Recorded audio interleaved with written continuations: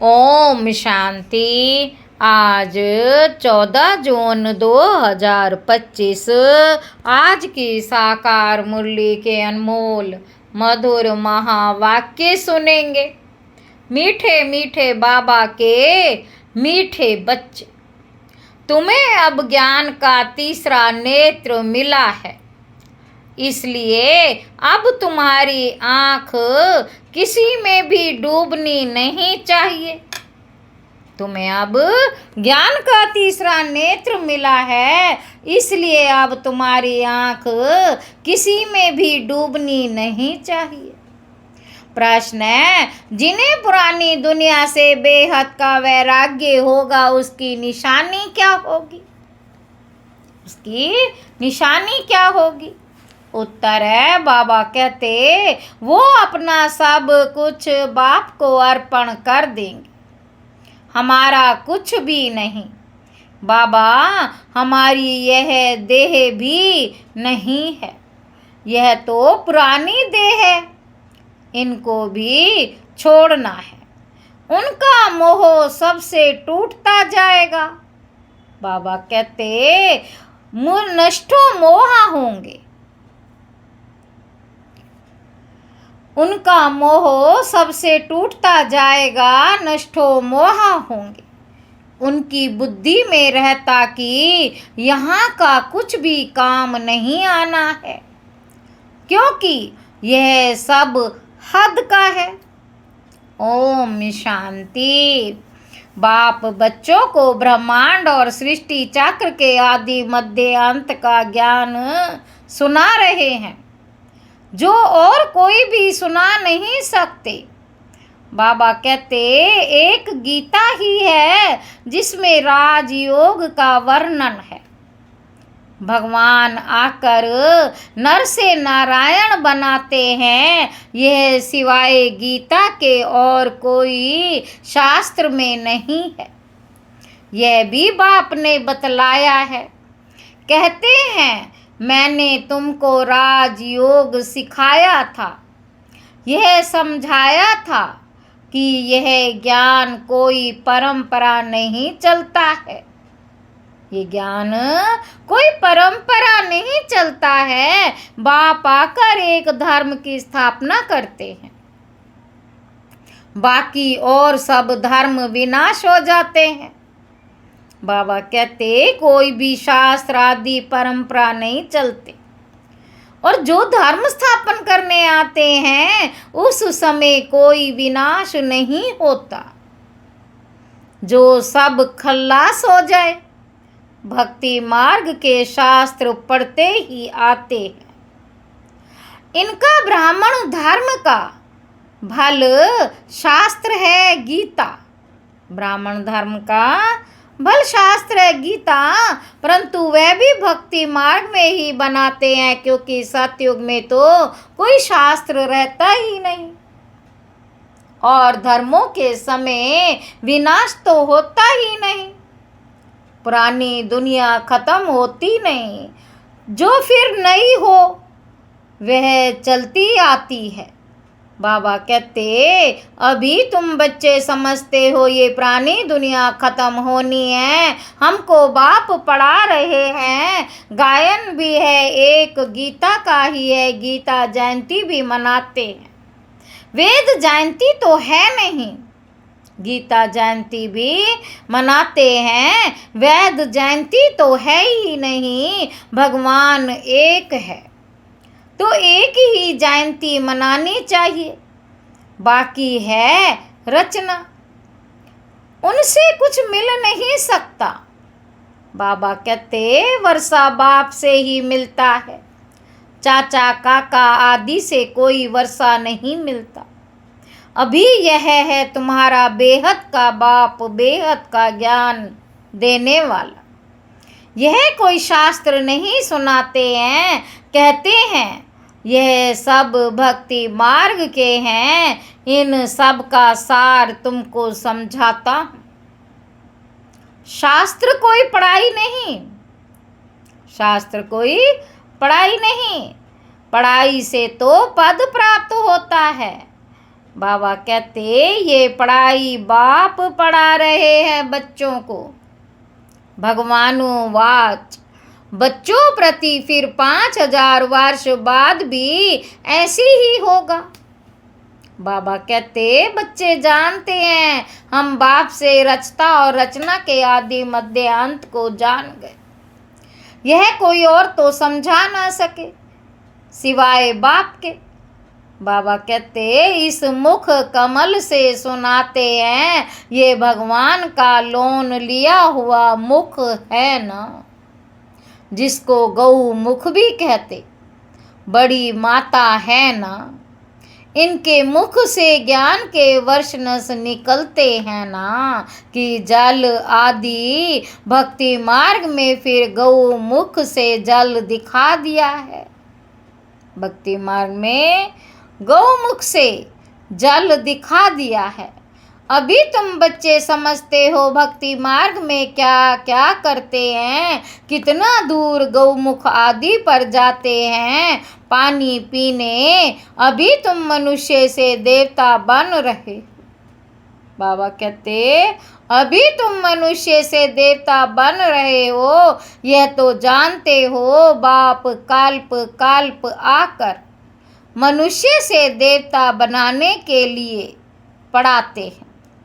देखते हो कैसे पढ़ा रहे हैं, तुम सबको यह बतलाते हो भगवान हमें पढ़ा रहे हैं। कहते हैं मामेकम याद करो तो तुम्हारे विकर्म विनाश हो जाए। बाबा कहते तुम जानते हो सतयुग में थोड़े मनुष्य होते हैं, कलयुग में कितने ढेर मनुष्य हैं। बाबा कहते कलयुग में कितने ढेर मनुष्य हैं। बाप आकर के आदि सनातन देवी देवता धर्म की स्थापना कर रहे हैं। हम मनुष्य से देवता बन रहे हैं। मनुष्य से देवता बनने वाले बच्चों में देवी गुण दिखाई देंगे, उनमें क्रोध का अंश भी नहीं होगा।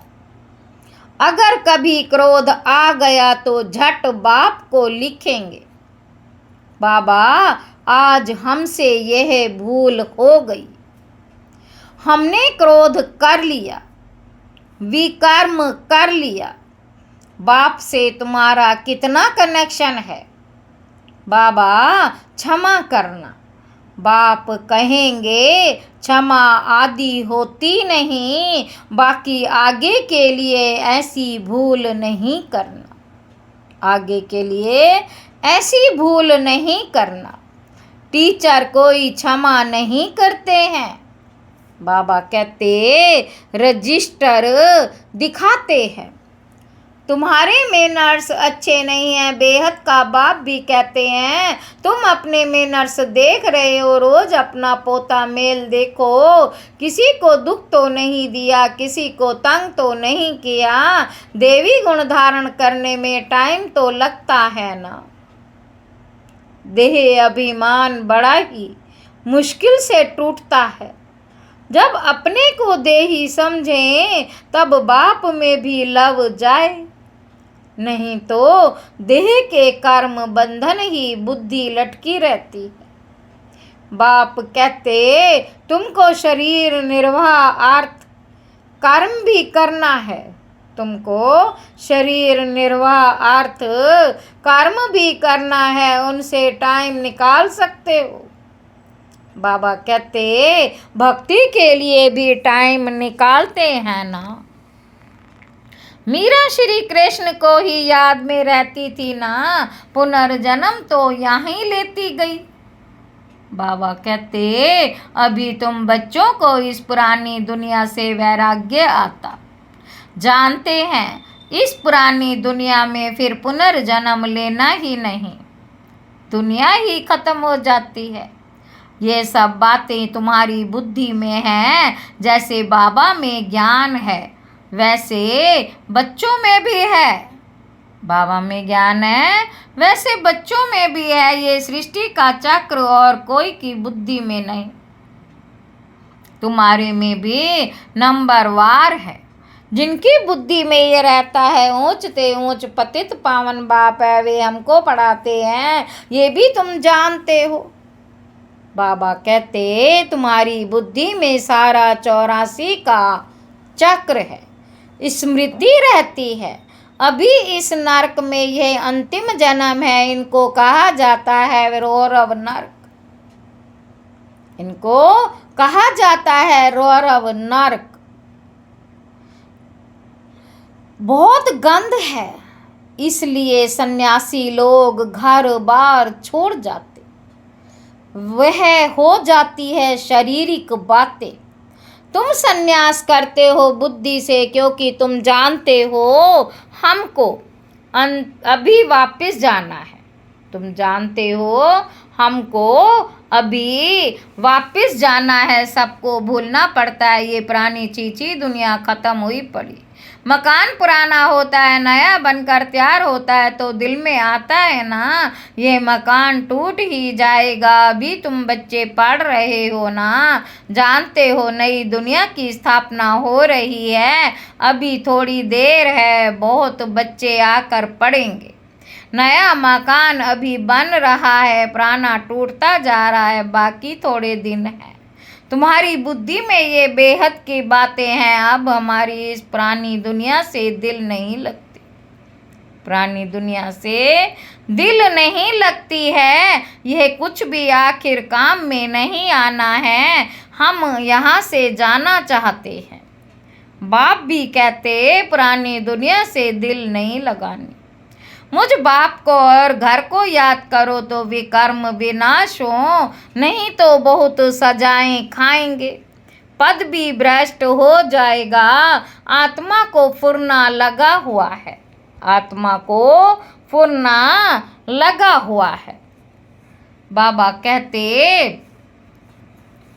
तुम जानते हो बाप अच्छी रीति स्मृति दिलाते हैं, वह बेहद का बाप ही ज्ञान का सागर है, वह बेहद का बाप ही आकर पढ़ाते हैं। बाप कहते ये पढ़ाई भी पढ़ो, शरीर निर्वाह अर्थ भी सब कुछ करो, परंतु ट्रस्टी होकर रहो, ट्रस्टी होकर रहो। बाबा कहते जिन बच्चों को पुरानी दुनिया से बेहद का वैराग्य होगा, वे अपना सब कुछ बाप को अर्पण कर देंगे। हमारा कुछ भी नहीं बाबा, हमारी ये देह भी नहीं, ये तो पुरानी देह है, इनको भी छोड़ना है। सबसे मोह टूटता जाएगा, नष्टो मोहा हो जाना है, ये है बेहद का वैराग्य। वह हद का वैराग्य होता है बुद्धि में है। हम स्वर्ग में जाकर अपने महल बनाएंगे, यहाँ का कुछ भी काम नहीं आएगा, क्योंकि यह सब हद का है। तुम अभी हद से निकल बेहद में जाते हो, हद से निकल बेहद में जाते हो। तुम्हारी बुद्धि में यह बेहद का ज्ञान ही रहना चाहिए। अभी और कोई में भी आँख नहीं डूबती है, अब तो अपने घर जाना। कल्प कल्प बाप आकर हमको पढ़ाएं, फिर साथ ले जाते हैं। तुम्हारे लिए ये कोई नई पढ़ाई नहीं है। बाबा कहते तुम जानते हो कल्प कल्प हम पढ़ते, तुम्हारे में भी नंबरवार है। सारी दुनिया में कितने ढेर मनुष्य तुम, परंतु तुम थोड़े ही जानते हो। आहिस्ता आहिस्ता ये ब्राह्मणों का झाड़ वृद्धि को पाता रहता है, आहिस्ता आहिस्ता ब्राह्मणों का झाड़ वृद्धि को पाता रहता। ड्रामा प्लान अनुसार स्थापना होनी ही है। बच्चे जानते हैं, बच्चे जानते हैं हमारी रूहानी गवर्नमेंट है। हम दिव्य दृष्टि से नई दुनिया को देखते हैं, वहाँ ही जाना है। भगवान भी एक है, वही पढ़ाने वाला है। राजयोग बाप ने ही सिखलाया था। उस समय लड़ाई भी बराबर लगी थी, अनेक धर्मों का विनाश, एक धर्म की स्थापना हुई थी। तुम भी वही हो, कल्प कल्प तुम ही पढ़ते आए हो, वर्षा लेते आए हो। पुरुषार्थ हर एक को अपना करना है, यह है बेहद की पढ़ाई। ये शिक्षा कोई मनुष्य मात्र दे ना सके। बाप ने श्याम और सुंदर का भी राज समझाया है। बाबा कहते तुम भी समझते हो, अभी हम सुंदर बन रहे हैं। पहले श्याम थे श्री कृष्ण, कोई अकेला थोड़े ही था, सारी राजधानी थी ना। अभी तुम समझते हो हम नरकवासी से स्वर्गवासी बन रहे। अभी तुमको इस नरक से नफरत आती है, अभी तुम पुरुषोत्तम संगम युग पर आ गए हो। इतने ढेर आते, इनसे निकलेंगे फिर भी वही जो कल्प पहले निकले होंगे। संगम युग को भी अच्छी रीति याद करना है। हम पुरुषोत्तम अर्थात मनुष्य से देवता बन रहे हैं। मनुष्य तो ये भी नहीं समझते कि नर्क क्या है, स्वर्ग क्या है। कहते हैं सब कुछ यहाँ ही है। जो सुखी है वह स्वर्ग में, जो दुखी है वह नर्क में। अनेक मत है ना, एक घर में भी अनेक मतें हो जाती हैं। बच्चों आदि में मोह की रग है, वह टूटती नहीं। मोहवश कुछ समझते थोड़े ही हैं कि हम कैसे रहते हैं। पूछते हैं बच्चे की शादी कराएं, पूछते हैं बच्चे की शादी कराएं, परंतु बच्चों को ये भी लॉ नियम समझाया जाता है कि तुम स्वर्गवासी होने के लिए एक तरफ नॉलेज ले रहे हो, दूसरी तरफ पूछते हो उनको नरक में डालें। पूछते हो तो बाबा कहेंगे जाकर करो, बाबा से पूछते हैं तो बाबा समझाते इनका मोह है, अब ना करेंगे तो भी अवज्ञा कर देंगे। बच्ची की तो करानी ही है, नहीं तो संग दोष में खराब हो जाती। बच्चों को नहीं करा सकते, परंतु हिम्मत चाहिए ना।